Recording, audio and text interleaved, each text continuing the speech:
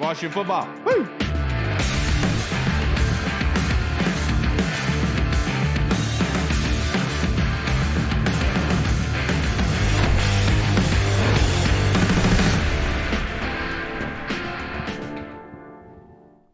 Hello, everybody, and welcome to the Burgundy Zone. I am your host, Kyle, and I am joined by my two co-hosts, Michael Hall and Michael Reed. The Burgundy Zone is partners with the Frederick Podcast Network. You could find out more at www.listenfrederick.com, and we are joined by returning guest, the staff writer for the Washington Commanders, Mr. Zach Selby. Thank you for joining us, Mr. Staff Writer Commander. How you doing?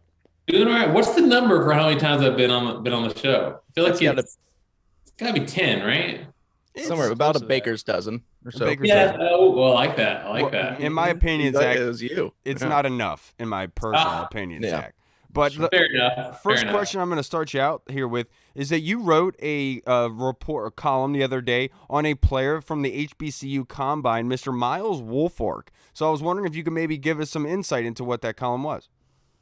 Yeah, it's basically like an initiative we've been rolling out for Black History Month, looking at some of like the local HBCU talent, because I didn't even know, but there weren't any HBCU player drafts in last year's draft like at all, which I find pretty crazy considering that 10% of all Hall of Fame athletes are from HBCUs. And since we have so many in our backyard, like it just seems like an easy layup for us to highlight those players. So especially like with Doug Williams being the Super Bowl winning quarterback that he is, like we've got to do something on him. And I mean, Miles is a guy that really stuck out to me from the jump. He's a guy that, has some really good physicality, has some really good instincts, and those kind of pair really well together because of his physicality, that he is so instinctual. That's why that DC was able to, move him around the field, because he's been so physical and he's able to be such a dominant run stopper. He was like second on the team as a defensive back with 75 tackles. Wow. How many defensive backs do you see going around that can be second on the team and tackle?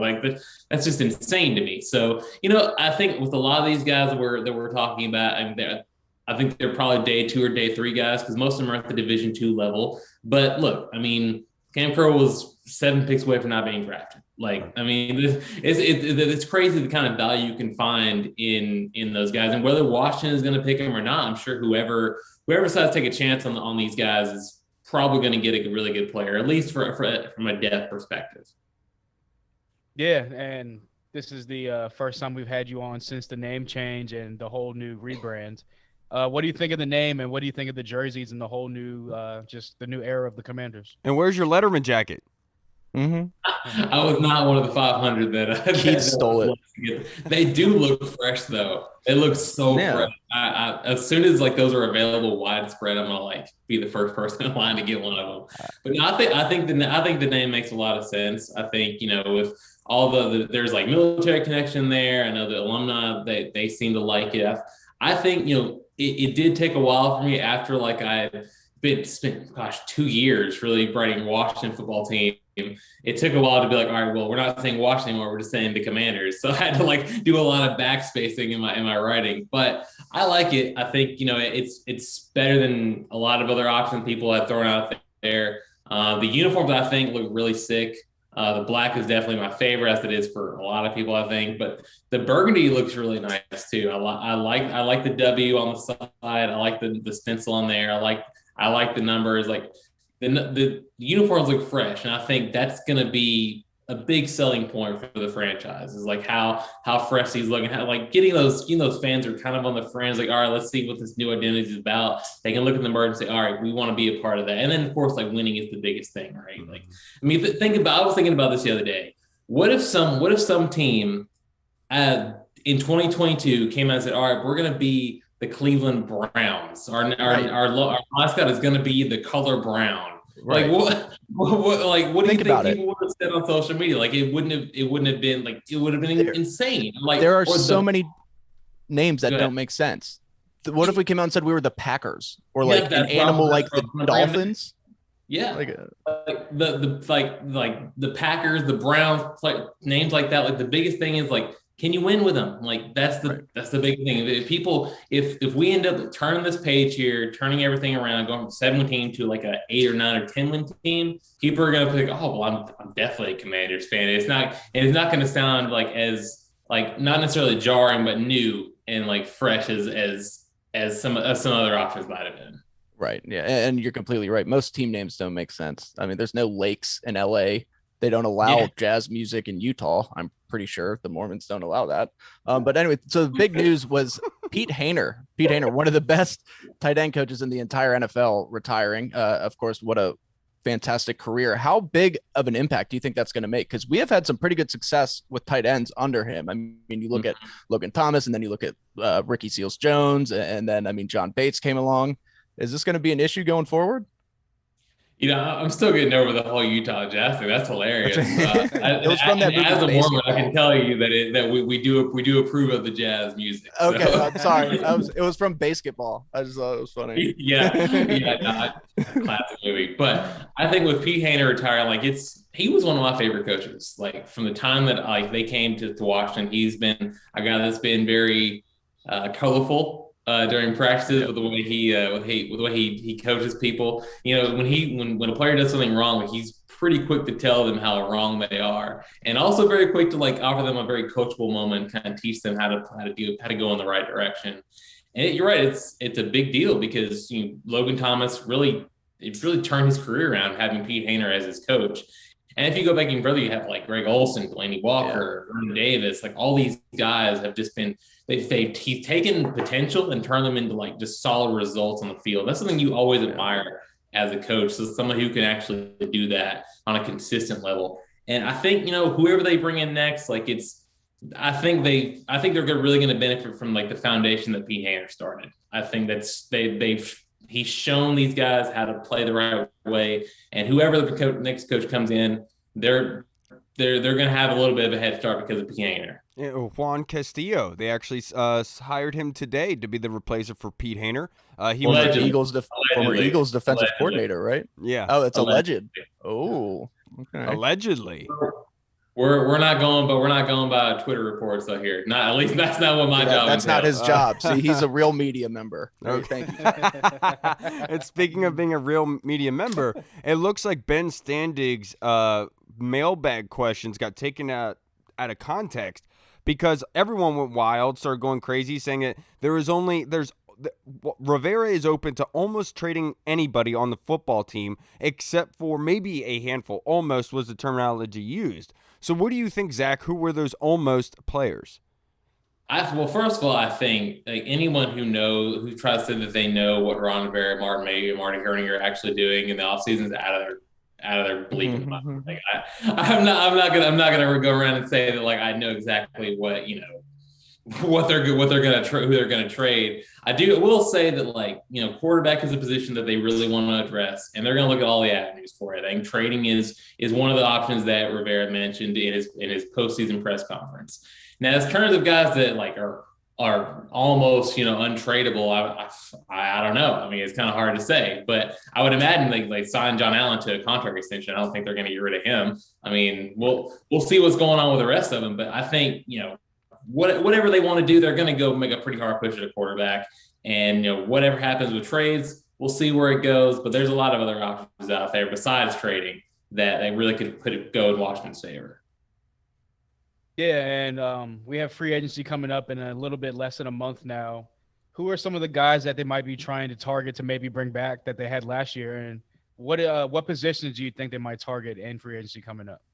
Well, I do know that there's a couple times where Riveras was asked what about JD, what about Bob McCain, and he's mentioned that he would they would like to bring those guys back. I mean, why wouldn't they? Because Bob McCain's been playing really well, but JD McKissic's been one of the best pass catching running backs in the league ever since he got here. I mean, second only to Alvin Kamara, and if he hadn't got hurt, he would have been just as good this year. So. I think it wouldn't surprise me if they try to prioritize getting those. So Rivera is very much a guy who likes to keep the guys that he knows they know how to do what he wants them to do. As far as free agents go, I think the quarterback is another one we can bring up. I think if it were me out there, I'd probably say maybe corner, maybe linebacker, so you can find a veteran linebacker out there. You can never go wrong with adding depth to your offensive line. And even with pass rushers, I know they got a whole bunch of them, but you can never go wrong with having more of those as well. So I think for me, corner, middle linebacker, and the line, you can't go wrong with those. Right. Yeah. So, of course, the big news over the last few weeks, at least that's gotten Twitter on fire, has been Russell Wilson. Everybody always wants to talk about Russell Wilson. What are the odds that you give Mr. Sierra to a 1-2 step his goodies on over to DC? Russ Wilson. Well, he's under contract, so I think you'd have to come via trade. But we'll see. That's one of the things that goes back to the cold quarterback. What are you going to do with that position, sort of thing? And I'm sure that if he's an option, Rivera, Mayhew, Hurney, they're going to look at those. They look at all the players that are available that they think are available in trade and see what they can try to do. Yeah. You like those non-answers, don't you? Yeah, I was about to say, Reed, Selby is a professional at this point. He knows exactly what not to say. Okay, Reed, you're not going to get him to trip up. I know I'm not. My question to you, sir. Figured I'd try. How high do you think linebacker is on the list of needs for this coaching staff? I'd say it's pretty high. I think with the way that you want to use Jamin Davis, I think they do want him to be a middle linebacker at some point. I think at this point in his career, he's been more effective as an outside guy, maybe as Sam or a Will. So maybe finding a true middle linebacker, maybe like a veteran that John Bostic was, and shoot, you could even re-sign him if you really wanted to. So I think maybe trying to find, I wouldn't say it's like a top two and it's not two situation, because I think that addressing the quarterback situation is obviously number one, but I think it's pretty high up there.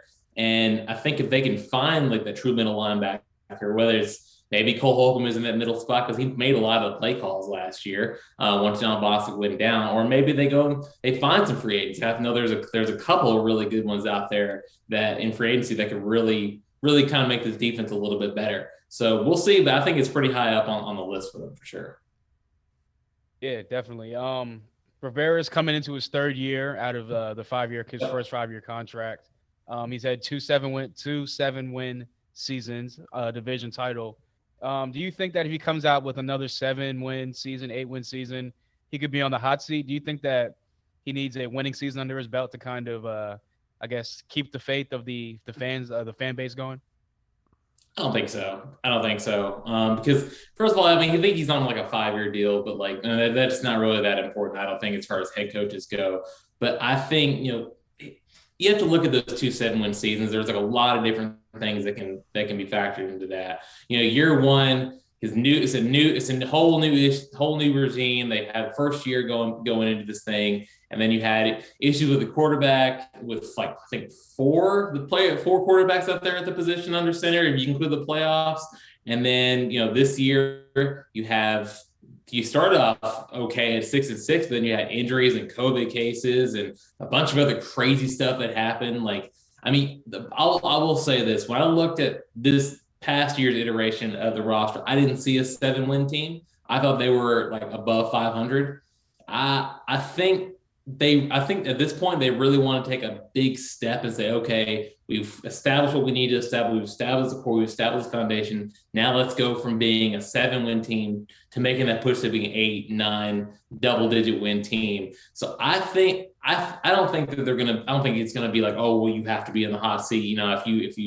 If you say go 8, 9 or something like that. Now, maybe if year 4, year 5 goes around, they'll address at the end of his contract. But I don't think he's in any danger. Yeah, thank you. I saw fans calling for his head after the first 3-4 weeks of the season. I was just like, stop! It's not happening. Give the guy a chance.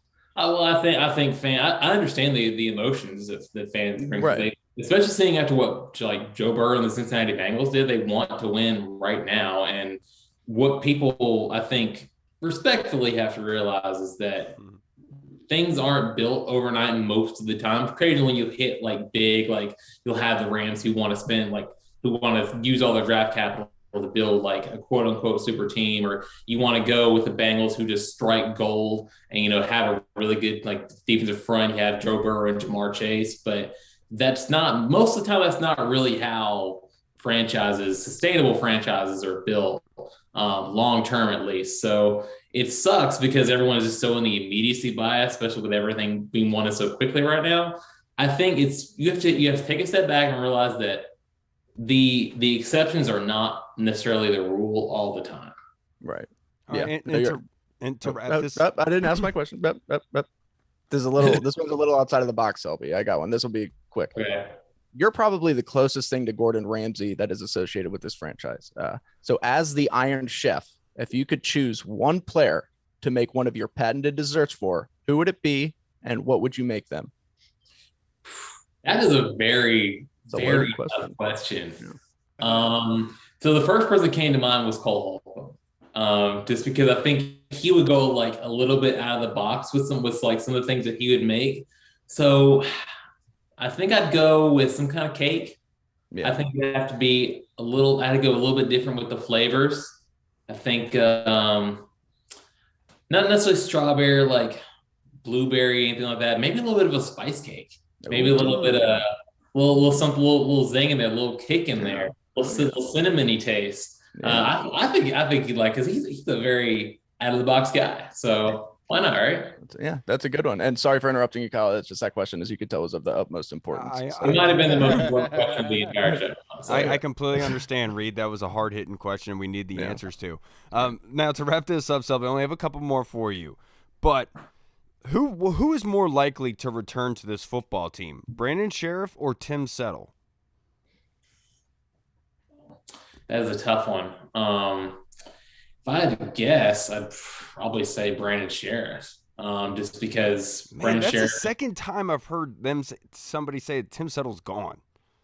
I mean, I wouldn't say necessarily that Tim Settle's gone. I think that if it's more life, put me against those two, I'd probably say Brandon Sheriff, because he's an all-pro guard. I mean, he's been to the pro. He's been selected for the Pro Bowl like in the past 3 years. He's been a Pro Bowler. I mean, I think he's been a Pro Bowler more often in his career than he's not been. Like that's pretty crazy if you think about it. And I think that's a unique kind of talent you have out there. So, and plus I think you don't want to lose Tim Settle just because he's the Penguin. He's got a good big personality. He's a really good player. But at the same time, you've also got like Jonathan Allen, Jerome Payne, Chase Young, Montez Sweat. Like you have Matt Hayner, you have like James Williams, you have Shaka Tony, you have William Bradley Campbell. You have all these. Like, it's named up 8 guys. Like, right. Like if you feel strongly about your depth at that point, you say, okay, well, we don't want to lose you, Tim, but we'll see where it goes. I got you. I'm right there with you. I feel it. Now, the next question I have for you is regarding Chase Young. So let's stick on that defensive line. Coach Riveras had some telling comments about Chase Young on getting back to his former self and not being I'm paraphrasing, but not being as much of a finesse pass rusher. What do you think Coach Riveras meant by that?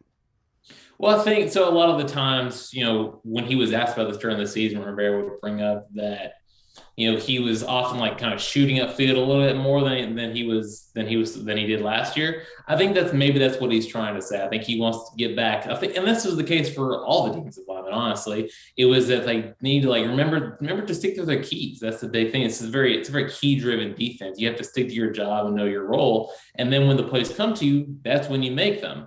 And it's kind of hard whenever you say, okay, when you want to make a play and that ends up kind of unraveling all the entire scheme. And that's something that Rivera harped on a lot, is that it doesn't come from a place of ignorance, because these guys all want to make plays. They're all super talented, but you just need to be patient, let the plays come to you rather than let you go to the plays. Right. And that's how you're going to be successful, I think. And that's the case with Chase. I think that's the case with all the defensive linemen. Is they stick to their keys, they do their job, don't try to shoot upfield so often, and you're going to get the plays that you really want.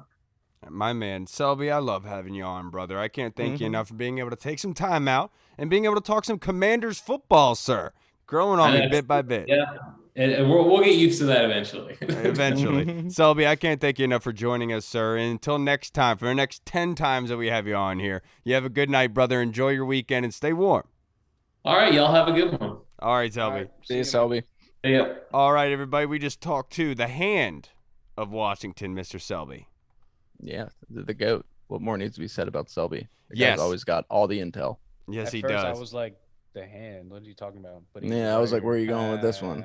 Because he's a writer. Come on, Yeah, guys. It took me a minute. It took me a while. Yeah. All right. Now, before we get joined by our next guest, you guys are going to love him, Corey Sanchez, on the Warpath host. We have to get a question in from the Colonel, and he's got a heater one for us. Running backs. Everybody is assuming Mckissic will be re-signed. Is that really a safe assumption, Reed? I think so. I just think that he's so important to this offense. I mean, if you look at Scott Turner's offenses in the past, I mean, offenses that he's been a part of in Carolina, you had a good pass catching back in Christian McCaffrey. And of course, Antonio Gibson could be that guy, but Antonio Gibson's not ready to just be a every down back who's going to go out there and catch passes, run 25 times a game and catch 3 passes. So you need that. And JD McKissic's one of, if not the best third down backs in the NFL. I don't care what anybody says. He's such a good pass catcher. He's so good at picking up blitzes. He's just such a threat. I think you need to re-sign him, and I think they will. They've said that they're looking to add some more depth at running back, but I don't think that's at JD McKissic's in his specified role. I think that they're going to do everything that they can to bring him back. Yeah, I think that they really want JD McKissic back, and I'm sure JD McKissic does, but the one concern that I have, Colonel, to your credit about saying is it a safe assumption, I think his injury concern is concussion, because that took him out for the rest of the season, right? I mean, there's something there to that.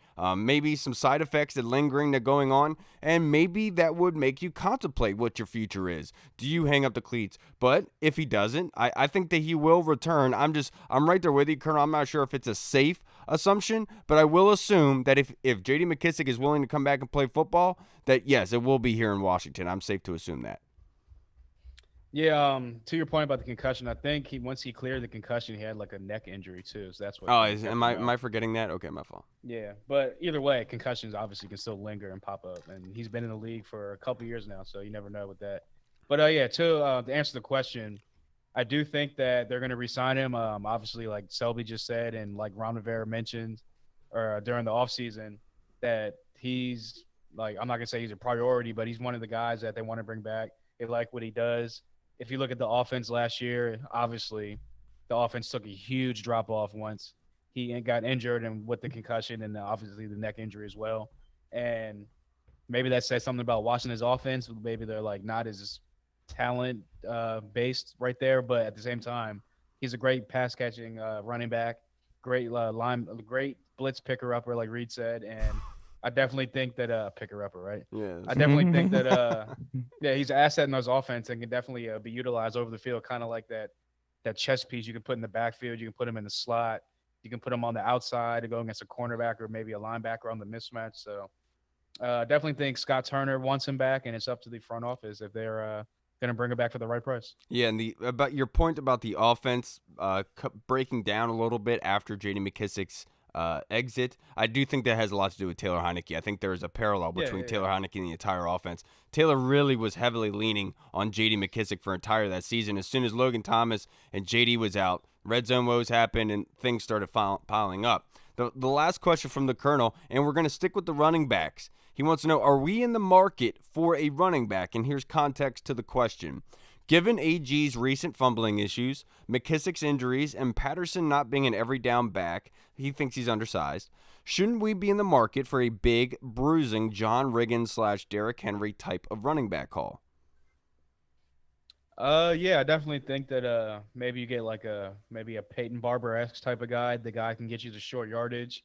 Obviously, that was a big issue with this team last year. I know Jared Patterson came in and he did average for a rookie on short yardage and with the touches he was given, but obviously with him being undersized and an undrafted free agent, and with Ron Rivera also just always preaching competition, it wouldn't surprise me that they brought in a guy to maybe try to fill that third running back role to try to put some competition there. But like I said, as far as the first two league guys, if they can bring back McKissic, I think it's going to be the Gibson McKissic show. But I definitely wouldn't mind like I said, a Peyton Barber-esque type of guy where it's second and goal or third and goal, third and inches, fourth and inches. A guy that can come in and that's going to fall forward and get you 2 yards no matter what. Yeah, I mean, I'm all for it if that guy can play linebacker. You know what I mean? But to be honest, I don't think that we're really in the market for like that exact running back, because that kind of bruising running back, you have to be able to inflict your will upon the defense throughout the entirety of a game, right? And so that's what Derrick Henry is so good at. He's more effective in the second half because everyone's so tired. They don't want to go after the behemoth, Paul Bunyan. They don't want to go tackle him. And so that's where you kind of can use them in that aspect. I don't think that they're going to get the touches to warrant what Derrick Henry does or that type of back. But if you're going to talk about the goal line, short yardage, picking up the necessary yards to get that first down, I do think they need to go down that route because that has been missing since they let go of Peyton Barber. But I'm not sure if it's high on the list. They only have 6 picks. Free agency, there's not a bunch of them coming out and that are available. Neither are they in the draft. So I'd rather just stay in-house, draft a running back that can do all three downs, can play at any time, and that can be the number 1 running back in case of an injury or emergency. What do you think, Reed? Yeah, I mean, by something that I read, a couple of things I read, but I can't remember if they were tweets or actual articles or some posts on Reddit or what it was, but they were talking about how they rank running back fairly high, but not, of course, somebody that's going to go in there and compete with Antonio Gibson. But like you guys have said, somebody who they can go in there and fill a specific role. And I think that's important, like after all the fumbling. But who knows, maybe Jaret Patterson could end up being that guy. You look at some undersized backs like MJD. I'm not saying Jaret Patterson's MJD, but I mean, he's a little bowling ball. But yeah, I mean, you want to get somebody specialized in there that can really take some of the goal line work and can really do some damage, pick up the short yardage. So I think that they'll get somebody. Will they take a flyer on him in the draft? Possibly. There's some good backs out there, but I don't think that they'll sign one of the big names of free agency. I don't think they're going to go after a Leonard Fournette or something. I think that they may sign somebody, bring somebody in for competition, but it's not going to be a starting level guy. Yeah, makes sense. And let's move on to our Discord chat server. Our guy, Tony Shivers, has a question for us. And before I ask the question, this pertains to it to give context. Dan Helly, who works in the NFL Network, grew up here in Washington, is a Washington fan. He tweeted out yesterday, if Seattle moves Russ at just 33 years old and he ends in D.C., it will be Donovan McNabb 2.0. McNabb was also 33 when he was traded to Washington. If I was Riverboat Ron, this is not a gamble I'd be willing to make. And so Tony's question for us is, your thoughts on Dan Helly's comments about making the rounds at Wilson is the same as when Washington signed McNabb. Personally, he thinks Russ is still performing at a high level, unlike McNabb. So, Hall, what do you think about Helly's comments there? You caught me before I can pull his Twitter feed up. I was kind of because someone posted did a good job of like posting McNabb stats like previous to coming here, and then when he was here, and then he did for Russell Wilson like last year, before the injury, after the injury, whatnot. But as far as his comments go, I mean, look. It's the off season. It's hot take season. People got to throw stuff out there. Me personally, I don't think there's any correlation other than they're both 33 years old. I think that with Russell Wilson coming off of 2 seasons ago, a 40 touchdown season, I mean, that's up there. That's top of the league. That's top 5 in the league right there, numbers. And then last year, obviously, he had the finger problem. And even once he came back, he probably came back a little bit early. But once he kind of got back through that, you saw towards the last quarter of the season, last 4 games of the season, I think they ended up 3-1, 2-2, something like that. He was playing great football, kind of getting back to that Russell Wilson that everyone knows, not really like the 2012 or the younger Russ, but that run around, create outside the pocket, throwing the long bombs to DK Metcalf and Tyler Lockett. So respectfully, I love Dan Helly. Great guest, or not guest, but a great host. We should have him on the show sometime. But a great host, and but respectfully, I don't see any correlation between them. I definitely think that Russ upgrades this team 100% and definitely opens that Super Bowl window for, let's say, 3 years. I think Helly brings up a fantastic argument that is counter to what everyone else is saying, because you're going to talk to 99% of Washington fans. It's yes. We need the quarterback, get him here. Russ would make this team Super Bowl contender. But there's that 1% that's saying, wait, there are negatives to this situation. We have to put them into consideration here. But they are different in a sense that McNabb was coming from Andy Reid's offense, and at that time, nobody really knew that Andy Reid was an offensive-minded genius, that he could make Kevin Kolb be somebody that was highly sought after in free agency for other teams in the league. Obviously, he wasn't that good of a quarterback, and he just made him look that good. And you can kind of see the pattern if you follow Andy Reid and quarterbacks that blow up with him as the coordinator. With Russ, it's not the same thing with Pete Carroll and company in Seattle. It's not like that is a system that is known to be able to pump out quarterbacks at offensive high power, right?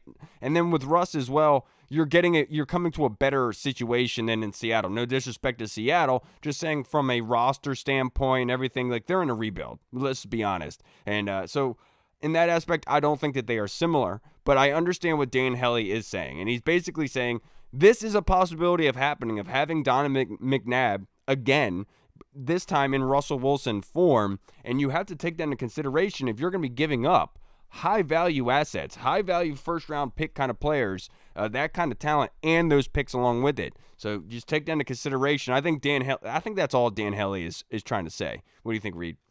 I think obviously I see what he's trying to say. I like the guy. I've always liked a lot of his work and a lot of the points he brings up. But I mean, if you look at Donovan McNabb and Russell Wilson, they're just different people, completely different people. I mean, off the field. I mean, one of them has Campbell's Chunky Soup commercials with his mom. The other one's married to Sierra. You know, the other one avoids Future at clubs. Like, they're just different people. You know, but I guess I can see what he's saying. I guess to kind of get people to calm down a little bit. And he's right. Who knows? You never know. Russ didn't play up to expectations this past year, but I still think he's capable of playing for a while and playing very well at a very high level. Yeah, I agree with you. I really do. And now we are joined by our star guest, Mr. Corey Sanchez, host of On the Warpath. You find him on YouTube. Corey, thank you so much for joining us tonight, Commander Corey. How are you doing? Oh, dude, your internet has been butter. Corey has been replaced by Mark Zuckerberg. That's why you hear this mechanical sound. he's gonna try again. He's gonna try. Well, he's got to charge a little bit first before he comes back out. Because you think Zuckerberg's a robot. That's hysterical. He is absolutely hysterical. I know he is a robot. Yeah, it's fine. Corey, you there yet? Yeah, I can kind of. Yeah, but your internet is still really, really bad. Oh, okay. Oh, I can hear you better now. I can hear you better now. Are you from the future? Okay. Are you here to warn us about? Yeah. Impending doom quarterbacks. I'm actually celebrating some. I've got a Lombardi in here from the party down in Arizona. That's where I am. I'm from the future right now, so it's all good. My man Corey, what did you think of Dan Hellie's comments about Russell Wilson being McNabb 2.0? Well, Dan Hellie is a fan, and he covered the team around the time with McNabb, right? So I think he's more out of a concern, but kind of like Mike was saying, man. They're different people. Like Donovan McNabb was a lush. He's an alcoholic. He was fat. He looked like me and 50 Cent. I thought he was going to do a halftime show when he came out here. Russell Wilson is a good dude. He's down to earth. He's he's a force in the community. And then his wife does what she does. I mean, they're a perfect combination for DC. They're a power couple. So I think they're two different guys. And then people brought up Alex Smith as well in this. Remember, we're not trading with Andy Reid this time around. So I don't think we'll get as fleeced if we were to do this. Russ and them, they're two completely different people, him and Donovan McNabb. So no, I can't agree with Dan. I love Dan, but I can't do that. I think that's a little short-sighted on his part. Yeah, that's fair. That's fair criticism. The next question in the Discord chat server, Corey, was from Jeff Miles, our guest from last week. Thank you, Jeff. Why haven't we heard any updates on the trainer situation? He says, I feel like the amount of injuries we had this past year, we should be in a state of emergency on hiring someone new as head trainer, and no one is talking about it. We at least deserve an update unless I missed something, he says. So what do you think that Jeff is right? It's kind of weird that we haven't heard anything about a new trainer. I mean, why is Jeff worried about football when it's this is a football team we're talking about, but we've got all this off the field stuff going on. Don't worry about football. No, in all seriousness, he's absolutely correct. I don't know why this is not a bigger issue, because we didn't have Walter White for the last couple of years doing whatever he did. And you've got to find somebody that's coming in with Ryan Vermain. You're able to find a replacement for Pete Hayner that quick. There's got to be somebody that's in athletic training that is reputable that you can bring in and that should be working with these people, especially these guys who had season-ending injuries, and working with them out there at the park and getting them ready for the off-season programs and everything. So it should be a bigger deal. But you know how it is. Like Mike Florio, like I said to you, Kyle, on Twitter the other day, right? They're neglecting to figure out that 2 + 3 also equals 5 in this situation. So, I mean, yeah, Jeff is absolutely correct. Why aren't we hearing more about this? Because they want to make us a clown show. The media always does that. So, I mean, it is what it is. So, to give context of what Corey's saying, he replied to me that 2 + 3 = 5, and that Dan Snyder would say 3 + 2 = 5, and Florio would yell at him and saying that's not correct. And, that's hysterical, Corey. But I will say, Jeff, in rebuttal, maybe the replacements, because I know that the staff had brought over people from the Wizards, if I'm not mistaken, trainers from the Wizards to help during the process, and maybe they're doing such a good job to the point where they don't need to hire anybody new. They can just continue doing what they're doing, and they don't need to hire anybody new because they've been working with those season-ending injuries. So they're just going to keep his status quo, and maybe there's a better time to be able to move those guys through. But, dude, that's part of the you're right, Jeff. We have not heard a lick about that, so I am ignorant as heck. What about you, Reed? Yeah, so you know it's weird. It's like we haven't heard about this. It's almost like there's some other stuff going on. Like what? Why haven't we heard about this? Like it's like crazy. You would think that there's some off the field stuff happening. You're right. I don't know. Yeah. No, I don't know. No, but you're. I mean, you don't hear anything about it, and it is a big deal because injuries have affected this team for a long time. And our last trainer did get busted. You know, like you said, Walter White. I was out there just. He was like living. He was like living a future song. Hopefully that doesn't. Time to cook. Yeah, it was time to cook. He was too busy cooking instead of making sure his players didn't get injured. You're ridiculous, man. Yeah, but no, we definitely need to hear more about it. It needs to be a bigger deal, but it won't be because I don't know if you guys have heard about this, but never mind. Okay, Hall, you got anything else to add on that? Yeah, I would just say it's a little weird, especially with free agency coming up. You're going to need to be kind of getting guys' physicals and their health and stuff like that. And obviously with Curtis Samuel last year, those reports were that they knew about the injury prior to signed him anyway. So I know the fan base will go crazy. They signed another free agent that doesn't play more than a handful of snaps this year. So definitely think that it's weird that they don't have a guy in there, at least, like I said, coming up in free agency less than a month away. Yeah, quit hating on my guy Curtis Samuel. The guy has been dragged through the mud. I'm just kidding. You know me. I was the #1 proponent of signing Curtis Samuel before it even got. You're talking about it the summer before. Yeah, before it was cool. I was on the Curtis Samuel. No, you are. You hate like Curtis a Curtis Samuel hipster at this point. You hate Curtis Samuel. You're like part of the media now, Hall, because you're on a podcast. Just like you and IPAs, like you're like. Now, Corey, let me go to our next question. It's from Yam Starch in the Discord chat server. Thank you, Yam. How much longer do we have to wait for any offseason moves, Corey? He knows that it hasn't been that long, but he feels like with all the talk, things need to be struck to keep the ball rolling. It's like dominoes. One big move could create more.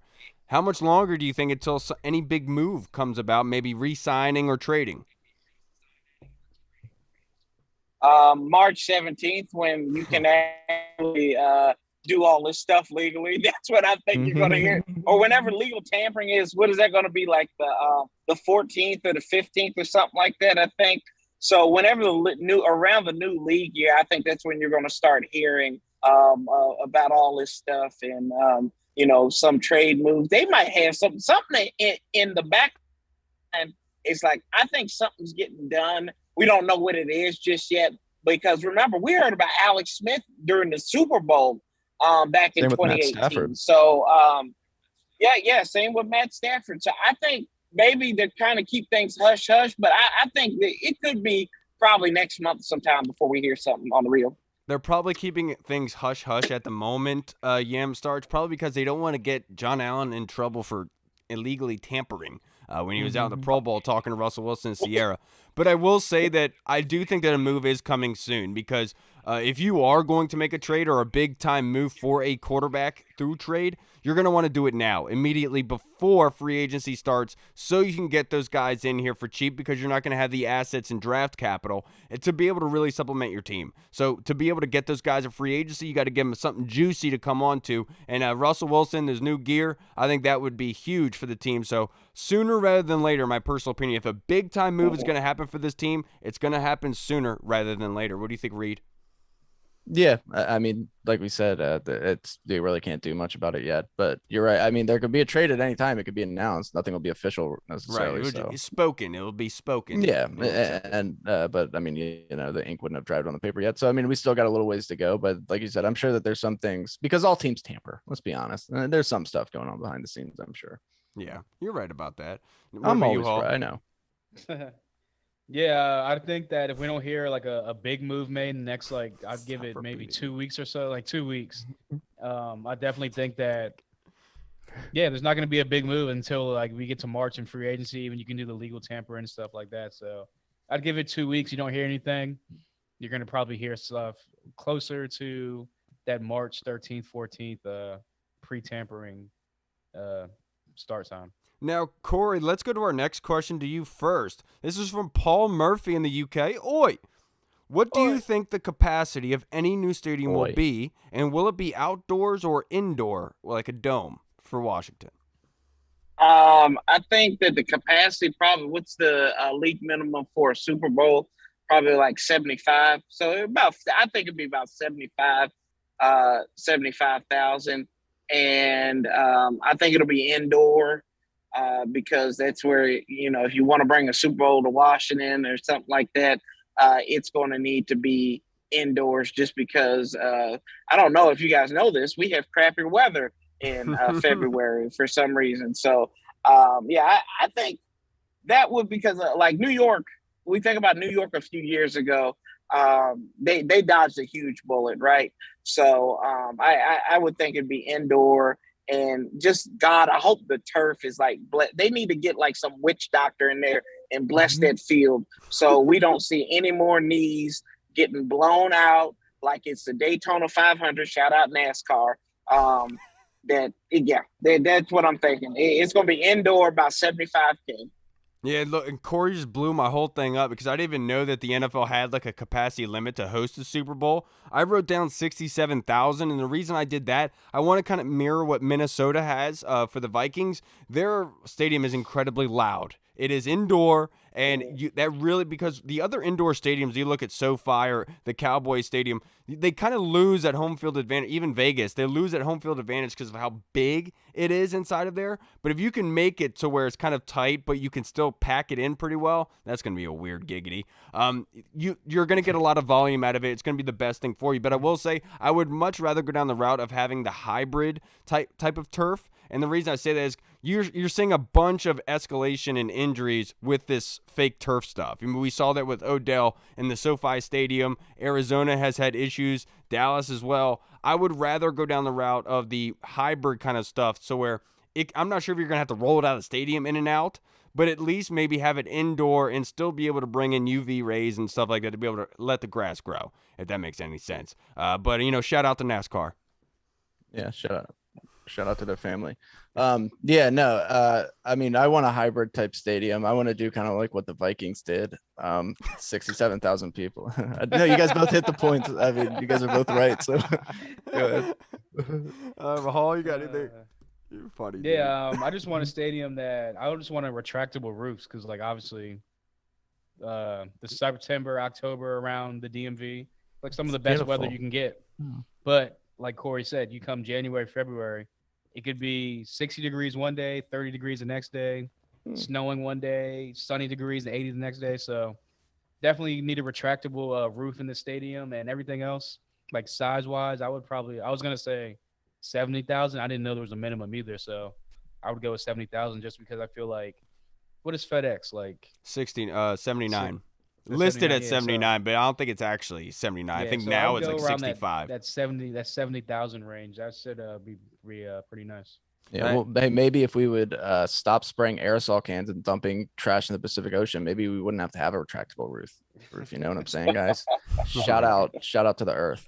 Now, last question for you, Corey, before we let you out of here. It's from our boy T-Mac on Twitter. The Saints are way over the salary cap. If they have a fire sale, who would you think would fit in with Washington? Oh gosh, we need somebody second to Terry. I would take a flyer out on Michael Thomas. I really would. And it does seem like he's too happy down there. A big body guy who Washington had an opportunity to draft when we drafted that one dude who shall remain nameless back in 2016, right? That scrub. But yeah, I would go in that route of maybe talking to him, because I think he could add something, a different dimension to the offense and give a valid number 2. Or even he could be a number 1 right there, or we'll have 1A and 1B, whatever it's going to be. But yeah, I think Thomas would be a guy I would kind of look at there. Maybe Cam Jordan, if he wants to come here, I don't know, but it is what it is. My man Corey, I can't thank you enough for joining us again, sir. Your one-liners are just something that should be written. They're perfect. Somewhere, kept in a museum, because they are absolutely phenomenal. Of On the Warpath. Real quick before you get out of here, just in case there's anybody watching that doesn't follow you already on social media, Twitter, you want to plug your stuff in real quick, Corey? Yeah, you can follow me, Sanchez405 on Twitter, Instagram. That's where the comedy is living. And then On the Warpath, where if you want to rant and complain and listen to a guy with a Southern accent who's originally from Northern Virginia, living in the mountains of Virginia, I'm your guy. So, you can listen to us on the Warpath, and we'll be here all off season, just talking about all kinds of things. And maybe we might go into underwater jacket making for people, so since there's a big problem there. Smart man, Corey. Yeah. All right, Corey. Human genius. Thank you so much for joining us, Good brother. weekend, Have a good one. Appreciate you guys. Bye. My man Corey, dude, I love Corey so much. I know. He's hysterical. So much dude. Everything, I love it. yeah, everything that he says, I always have to pay such close attention, because I'm like, here it comes, here it comes. So, Hall, let's go to you. If the Saints were to have a fire sale like T-Mac says, who would you think would be fitting well here in Washington? Gotta go with Demario Davis. I think that. Damn it! I knew you were gonna pick him. That's why I was like, damn, he's really letting me go first. Like, that's crazy. I knew I should have went first. Yeah, I would go Demario Davis. Obviously, he would come in. He would instantly upgrade this defense. I think he would get him back to that top 5 status. He could be that field general at the linebacker position that we desperately need. So, Demario Davis. I guess the easy thing that you could say would be Marcus Williams, because he is a free agent already, T-Mac. But I'll go Marshawn Lattimore. I think that would be a perfect person to kind of fit in here. That's a good one. I have a list here. We're going to talk about it later. There's another question that we have. My little brother asked me today. My little brother Mike asked, what's my list of needs for this offseason besides quarterback? And corner is on there, top. And I need a shutdown corner. I think Lattimore would fit in perfectly here, would make things a lot easier for William Jackson III, Kendall Fuller, and Benjamin St. Juste. Just, they don't instill confidence on a consistent basis. They got better at the end of the season. I get it, but I need that shutdown corner, man. What about you, Reed? Yeah, I mean, you guys took the good ones, but isn't it crazy how far Michael Thomas has fallen off? Remember how good he was considered for a long time? Then people figured out he just ran slants, and now he's just like, he doesn't play. And it's even his own teammates are calling him a slant boy. I know. Yeah. Which, yeah. Yeah, that's true. It's crazy. Now, our next question is from Eddie, our guy, Eddie, that we met. We got to meet him Friday night at the parking party. Yes, He was also at the Santana Moss event the other night, which was awesome. Really cool to see Santana take a time out for fans that do that. His question is, we all would agree quarterback and linebacker are major needs, but what do you guys say is next on the list? Also, does Rivera have to have a winning record this upcoming season to keep his job unless he's rolling out a rookie quarterback? Reed, I'll start with you. So obviously, I mean, quarterback, there's linebacker. Kyle, you had mentioned corner, so I'm gonna go with free safety. I like Bobby McCain. I think he's very versatile and he can do a lot. I just think that if we could get a true free safety back there, that could really help out a lot. I mean, somebody that's very good in coverage, a ball hawk type, kind of that center fielder type of classic free safety. I think you could do a lot with that. And what was the second part of the question? How long do you think that if he were do you think Rivera has to have a winning record in order to not be to keep his job? No, like we talked about earlier, I think he's basically going to be here. This is such a huge change that he's bringing in that it's a little bit more than just wins on and off the field.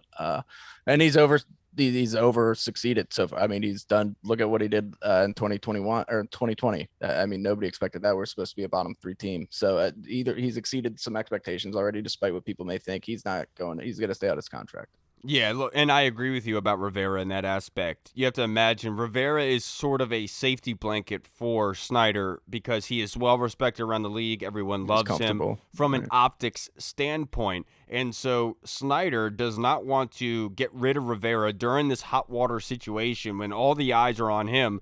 And then it's going to turn the NFL on top of it even tenfold more against him. So Rivera is here. And I think he is going to outlive his 5-year deal, regardless of how bad the next couple years are. I think he is going to outlive that. So I don't think that's a question, Eddie. But I will say wide receiver is my next on the list. I know I said corner was high, but they need playmakers here. Yeah. If I've learned anything from these playoffs, you need playmakers on the outside to be able to make this offense go. And as good as this defense is, and I believe in this defense, and the change of competition from this year to last year obviously was indicative of that. I think this is a good defense, but you have to be able to put up points consistently. And so if you're going to be able to put up points, you got to be able to get the ball to Terry whenever you can. And if you have somebody else on the other side, like a really, really good wide receiver, and let Curtis Samuel work in the middle, I think this offense set up for success. Yeah, you already know what my answer was going to be. They need a wide receiver. Got to have offense. I've been always a heavy offensive guy. I definitely think that adding another wide receiver, like you just said, opens up the field even more for Curtis Samuel to work out the slot, maybe work out the backfield, get the jet motion stuff going, kind of like that new age, like Shanahan, McVay type of offense with all that motion, pre-snap stuff.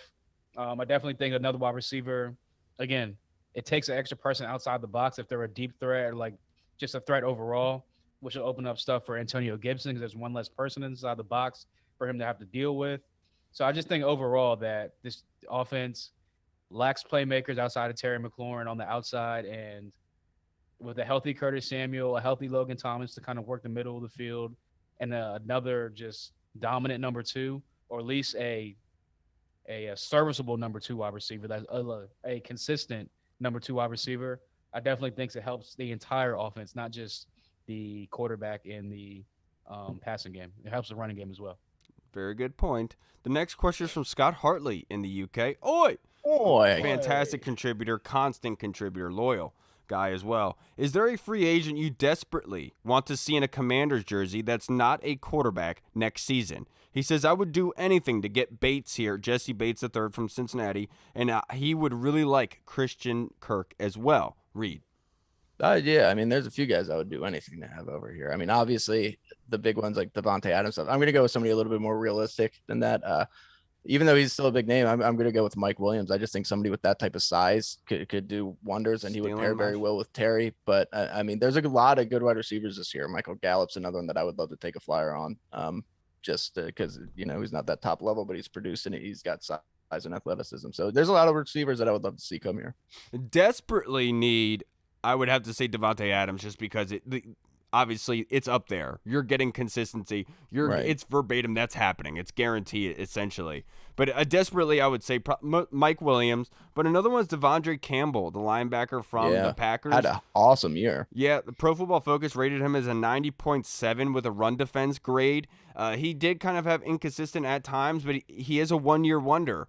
But that is a guy that if you want to plug into a defense is kind of set up for success for a linebacker like that. It could step right in and say, oh, wow, you're making my job a lot easier than it was last year. I think that could really reap the benefits for you. And he wouldn't be commanding a whole lot of change, to be perfectly honest. But yeah, mine, Devondre Campbell. Another couple names linebacker-wise I'm really intrigued by. Alexander Johnson and Josie Jewell out of the Broncos. Both relatively younger guys, and the Denver's coming up to like a salary cap situation, so they're starting to get rid of some of their defensive guys. I think those two could be, you could really look at them and see what they're all about. And they're very, very cheap on top of that. What about you all? Yeah, you're going to see a very consistent theme coming up here. One guy I would go, obviously, like you guys said, you guys knocked it out the park with Devontae Adams. Obviously, that's anyone's dream as an offense in the NFL to have Devontae Adams on their team, but pretty sure they're going to franchise tag him, so he ain't going nowhere.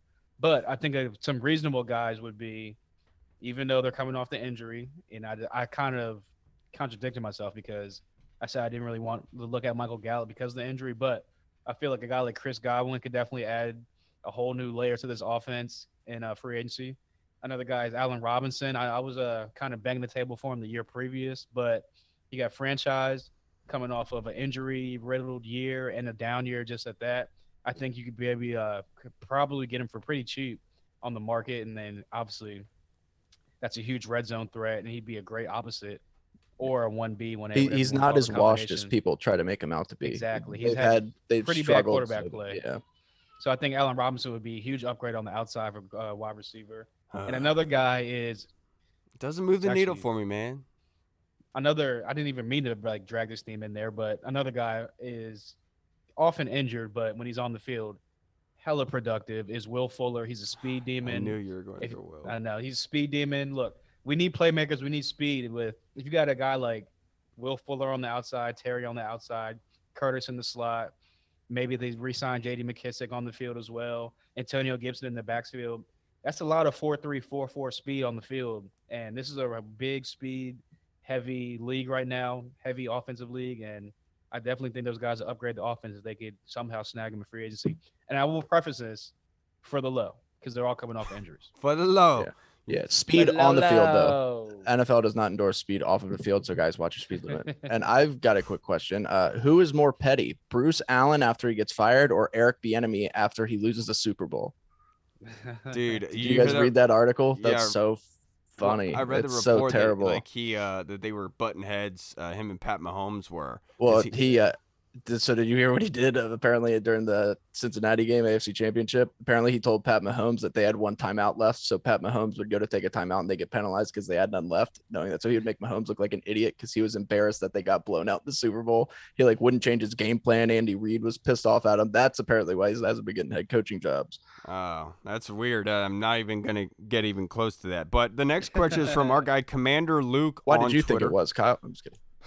Since the Seahawks would most likely need/want a good quarterback replacement straight away in a Russell Wilson trade, do you see us making a three-way trade between the Commanders, Seahawks, and another team as more likely? If so, who might be the third team, Reed? I was literally just reading something on Twitter with the Texans where the Seahawks got Deshaun Watson. Yeah, JP But if you brought up look that at idea. that, dude, if you look at this Doesn't make trade, it's sense. like we're offering our first round pick for the next 4 years or second round pick next year because we have to pay for both quarterbacks. That sucks. Well, also, someone made a good point. They were like, I'd rather just make all that confusion stop and just trade for the best quarterback right. in that trade. In that trade, Deshaun yeah, Watson. exactly. Right. Like, Exactly, and that was my because JP brought that up on the air, and that was my whole point is, well, why does the third team need to be involved if they're not bringing anything to the table besides the quarterback? They don't need to be involved. They can just swap quarterbacks if they want to. Plus, we have Taylor Heineke. We can ship him to Seattle. That's true. Be a huge upgrade. And plus, as much as I I'm love just joking. Russ, I want to be able to play Future at games. There's no music hyper than Future. So I don't want to replace Future with Sierra songs. But you know what I'm saying? With all due respect, Luke, I don't think that there's not going to be switching Mask Off with goodies. The only time that I think a three-team trade would work out, and I don't think it'd be like an actual three-team trade that you see like with the NBA. What I'm most likely seeing is like the Jets trading for a couple of our players maybe, and us adding a second rounder in it to get another first rounder for this year. That way you could kind of offset the first rounders where you're using 2 this year and 1 from next year, and you're not in a bind for the next 3-4 years. You know what I mean, with draft picks. So you can kind of supplement it that way. I think that's way more likely than doing a 3-team trade straight up. So I think that they're going to trade players away to get more picks and then use those picks that they traded for to then go and trade for their quarterback. I just don't think it doesn't make sense in order to make that 3-team trade happen just because Deshaun Watson doesn't want to come here. It doesn't make any sense to me. Yeah, I mean, honestly, if he doesn't want to come here, he wouldn't want to go to Seattle either. So that trade would never work. Or anyway, so. Yeah, that's a good point. Whatever. All right, everybody. Thank you so much for tuning in to this episode. This has been a fun one. Thank you to Selby and Corey Sanchez for being able to come in here and talk some ball with us. Did you hear about Snyder's new most expensive home in Virginia just bought down there at Mount Vernon? Did you see that, Reed? What? Yeah. That happened? I didn't hear about that. Yeah, he's a nice guy. He knows what he's doing. Yeah.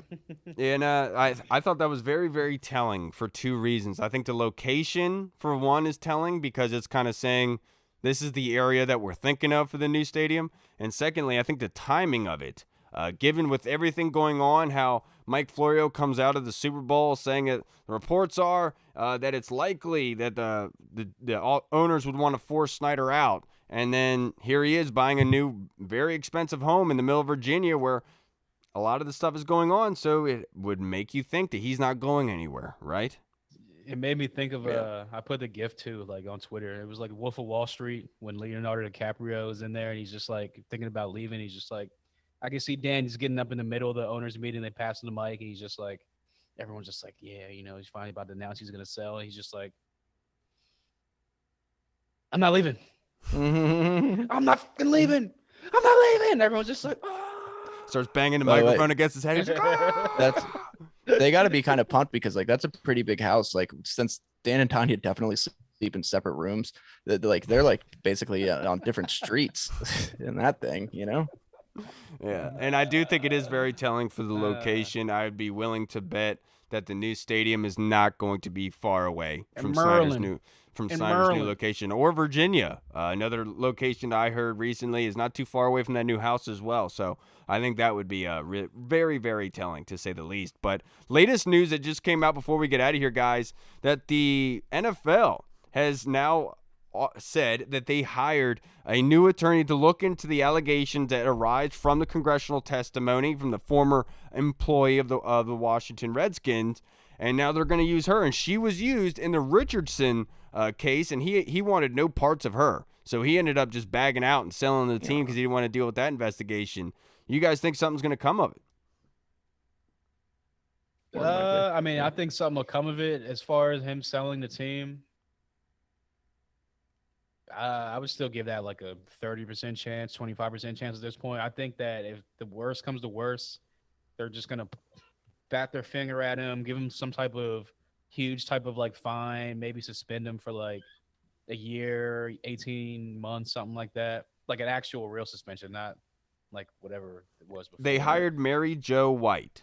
That's But yeah, I definitely think it'll be and again, until more stuff comes out and we actually hear everything, if they release everything, I definitely think the max penalty would be, like I said, some type of huge penalty, some fine, directly towards Snyder, and it's like an 18-month suspension where I guess Tanya would take over the daily stuff, or maybe Jason or something like that. But as far as selling the team and everything that everyone wants to go to the extreme of, I don't think that's coming down the pipeline yet, if any, at all. Yeah, and it is said that this will be written and it will be made public once the investigation is done. And the reason why the investigation is happening is because the testimony that was given by the former employee was actually brand new. She didn't talk to Wilkinson. She didn't go by with the investigation at that point. She didn't talk to them. So that's why when she came out of nowhere, not under oath, saying that Snyder had made these sexual harassment and touched her and groped her and then tried to get her into his limo and stuff, that's when it was like, whoa, you're saying this about Dan?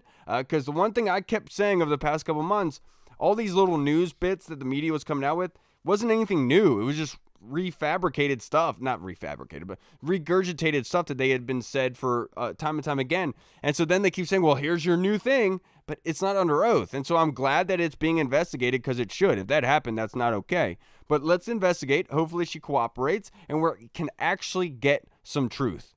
Finally get some truth so we can move on and just fix what is wrong in this situation. Literally, I was going to say, I just want this whole stuff to get released. I want whatever needs to happen so that we can just move past this and like just worry about like winning on the field instead of like the black cloud that seemingly is just always over this team. Yeah. But like you said, I definitely think that once this conclusion comes to this. Why's it got to be black? I didn't say it. You did. I'm just saying. Well, you did. Yeah. But I mean, but Mary Jo White, like it's crazy. Like we all know that the Whites are very vindictive people. We all know that they're very by the law people. So I think something will happen. Will Snyder sell the team? I don't know, but I'm also the same person that said he would never change the name from Redskins. Yeah, so look what happened there. Yeah, we are all wrong on that. All right, everybody. Thank you so much for tuning in this episode. Let us know what you think. Who do you want in free agency? If there was somebody from the Saints, for the T-Max question, answer that. Who would you want? And what do you think is going to happen with this whole investigation with Snyder? and where you think the stadium will be. We'll love to hear about you in the comments, be able to go back and forth with you. Tim Towner's always comment on the YouTube channel. Thank you, brother. You're the best. Jeff Miles, Andy Burrows, Scott Hartley, Sergio Martin. Thank you to everyone. Orange Crush, you guys are the best. Thank you so much for tuning in. I'm Kyle. I'm Hall. I'm Reed. That's all I got this week. Good. I'm glad. All right, everybody. We'll see you then. Watching the football. Woo! Hey, what's up, everybody? It's Kyle. I just wanted to say thank you so much for watching. And if you liked what you saw, make sure you hit the subscribe button and the notification bell. That way you get notified when anything new is uploaded to the channel. Also, we just launched theburgundyzone.com. You can go there and find all of our latest news, articles, and the latest episodes that are uploaded. Again, we also have the Discord chat server, where all of our VIP folks are in, like Andy Burrows, Scott Hartley, Sergio Martin is in there as well. Don't miss out on the Discord chat server. Go and check that out. Until next time, everybody, Washington football. Woo!